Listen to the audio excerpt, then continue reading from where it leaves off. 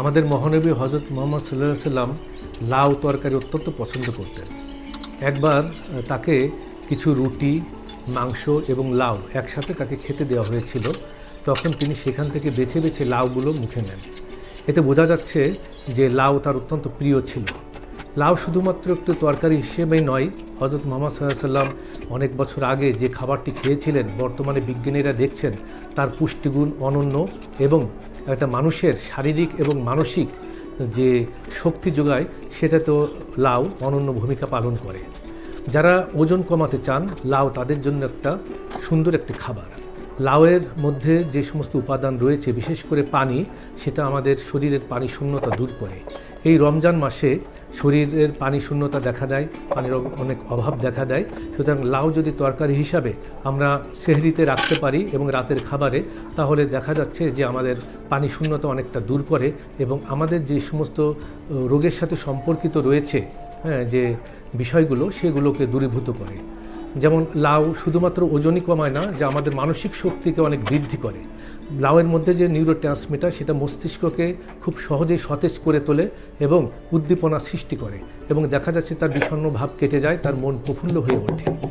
লাউয়ে রয়েছে এমন এক পটাশিয়াম যে গুণাগুণ, যেটা আমাদের রক্তচাপকে কমিয়ে রাখে। সুতরাং যাদের উচ্চ রক্তচাপ রয়েছে, তারা যদি নিয়মিত লাউ খান, তাহলে উচ্চ রক্তচাপ থেকে তারা মুক্তি পাবেন। লাউয়ের ভিতরে বিদ্যমান যে উপাদানগুলো, সেটা অনিদ্রা থেকে দূর করে মানুষকে সুন্দর একটা ঘুমের নিশ্চয়তা দেয়। বিশ্বনবী যে সমস্ত খাদ্যগুলো পছন্দ করতেন, হাদিসে এসেছে বিশ্বনবী রুটি খেতেন, খেজুর খেতেন, খেজুর, খেজুর চিনেন? বালাহ, তামার, দুধ খেতেন, এই মধু খেতেন, জব খেতেন, বার্লি খেতেন, লাউ খেতেন, রুম্মান, ডালিম ফল, আনার ফল, আনার চিনেন? আনার, এই আনার খেতে পছন্দ করতেন বিশ্বনবী। মাশরুম খেতেন, মাশরুম, মাশরুম চিনেন? ব্যাঙ্গের ছাতার মতো। রেস্টুরেন্টে ইদানিং মাশরুমের স্যুপ পাওয়া যায়, এটা খাবেন। যাদের চোখের জ্যোতিতে সমস্যা, দৃষ্টিতে সমস্যা, খাবেন। হাদিসে এসেছে আল কামআতু মিনাল মান ওয়া মাউহা শিফাউন লিল আইন। মাশরুম হলো মান্না সালোয়ার মতো খাবার। মাশরুমের স্যুপ যারা খাবে, চোখের জ্যোতি যাদের কম, তাদের চোখের জ্যোতি বাড়িয়ে দিবে কে? বুখারীর বর্ণনা, কানা রাসূলুল্লাহ ইউহিব্বুল হালাওয়া ওয়াল আসাল। বিশ্বনবী মিষ্টান্ন খেতে বড় পছন্দ করতেন, আবার বিশ্বনবী বেশি বেশি মধু খেতে পছন্দ করতেন। সুবহানাল্লাহ। কোরআনে দুইটা জিনিসের ক্ষেত্রে আল্লাহ শিফা যোগ করেছেন, যে দুইটা জিনিসের সাথে সম্পৃক্ত হলে শিফা।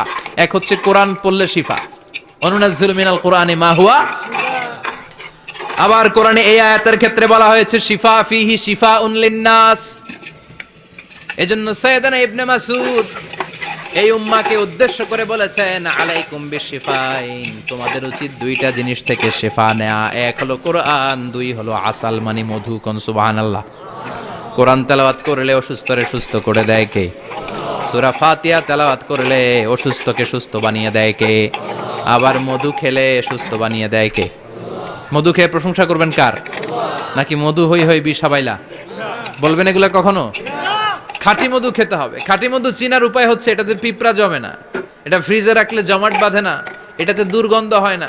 এক গ্লাস পানির মধ্যে এক ড্রপ মধু ছেলে দিলে এটা পানির সাথে না মিশে একেবারে নিচে চলে যায়। খাঁটি মধু খেতে হবে। তাহলে ফিহি শিফাউন লিন্নাস। কত কিছু দিয়ে যে আল্লাহ এটাকে সমৃদ্ধ করেছেন। এটার মধ্যে গ্লুকোজ আছে, এটার মধ্যে সুক্রোজ আছে, ফ্রুক্টোজ আছে, প্রোটিন আছে, মিনারেলস আছে, ক্যালসিয়াম আছে, ভিটামিন আছে। খাইলেই শরীর গরম হয়ে যায়। সুবহানাল্লাহ। এজন্য শীতকালে বেশি বেশি খাবেন, জাম্পার লাগবে না। শীতকালে মধু খেয়ে রাত্রে বেলায় বের হবেন, আর মাফলার পেঁচিয়ে বের হওয়া লাগবে না। সুবহানাল্লাহ পড়েন। বিশ্বনবী যে সমস্ত খাদ্যগুলো পছন্দ করতেন, হাদিসে এসেছে বিশ্বনবী রুটি খেতেন, খেজুর খেতেন, খেজুর, খেজুর চিনেন? বালা, তামার, দুধ খেতেন, এই মধু খেতেন, জব খেতেন, বার্লি খেতেন, লাউ খেতেন, রুম্মান, ডালিম ফল, আনার ফল, আনার চিনেন? আনার, এই আনার খেতে পছন্দ করতেন বিশ্বনবী। মাশরুম খেতেন, মাশরুম, মাশরুম চিনেন? ব্যাঙ্গের ছাতার মতো। রেস্টুরেন্টে ইদানিং মাশরুমের স্যুপ পাওয়া যায়, এটা খাবেন। যাদের চোখের জ্যোতিতে সমস্যা, দৃষ্টিতে সমস্যা, খাবেন। হাদিসে এসেছে আল কামআতু মিনাল মান ওয়া মাউহা শিফাউন লিল আইন। মাশরুম হলো মান্না সালোয়ার মতো খাবার। মাশরুমের স্যুপ যারা খাবে, চোখের জ্যোতি যাদের কম, তাদের চোখের জ্যোতি বাড়িয়ে দিবে কে? বুখারীর বর্ণনা, কানা রাসূলুল্লাহ ইউহিব্বুল হালাওয়া ওয়াল আসাল, বিশ্বনবী মিষ্টান্ন খেতে বড্ড পছন্দ করতেন, আবার বিশ্বনবী বেশি বেশি মধু খেতে পছন্দ করতেন। সুবহানাল্লাহ। কোরআনে দুইটা জিনিসের ক্ষেত্রে আল্লাহ শিফা যোগ করেছেন, যে দুইটা জিনিসের সাথে সম্পৃক্ত হলে শিফা। এক হচ্ছে কোরআন পড়লে শিফা, অনুনাজ্জিলু মিনাল কোরআন